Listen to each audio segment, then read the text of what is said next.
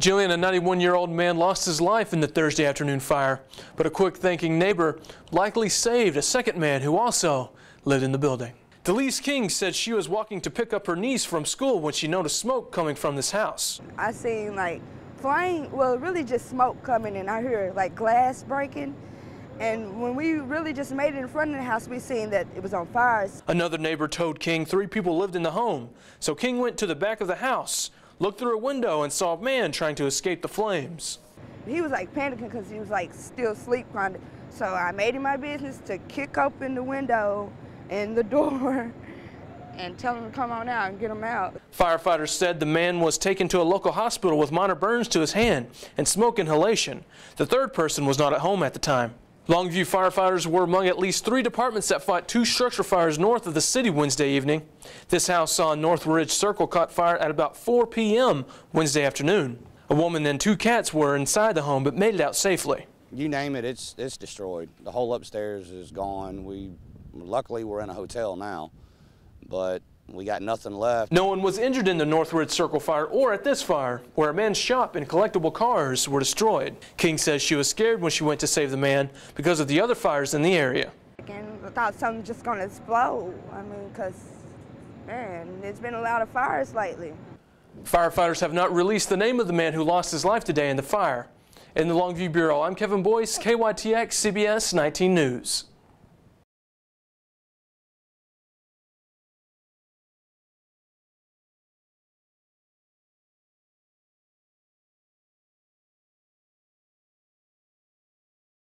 Investigators say within an hour of the woman's neighbor calling 911, the 3 suspects were already at a Gregg County business trying to sell the jewelry they stole from her home. Now behind bars are 27-year-old Rico Lamont Chester, 26-year-old Cordero Deshane Brown, and 22-year-old Lorenzo Chester. They're accused of breaking into an elderly woman's home on Judson Road, tying her up, stuffing her into the trunk of her own car at gunpoint, and taking jewelry, televisions, and a firearm from her home.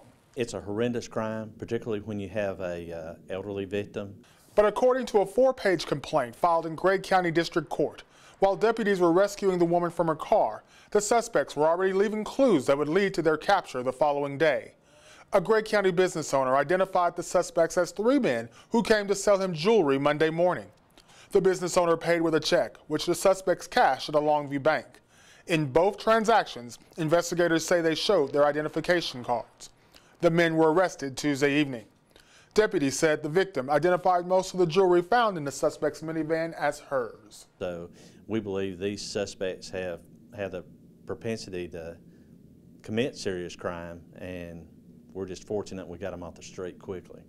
These 3 suspects are no strangers to crime. Rico Chester served a 2-year prison sentence until last year for not registering as a sex offender, and he's being held on a new charge of failing to register for a second time. In 2004, he was convicted for aggravated sexual assault of a 14-year-old child in Dallas County.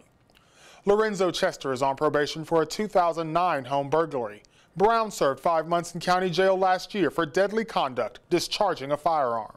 Now, if convicted, each man could face up to life in prison for Monday's home invasion. And obviously we've been working with the district attorney's office. They've been assisting us, and we'll look forward to working with them on prosecution and moving forward.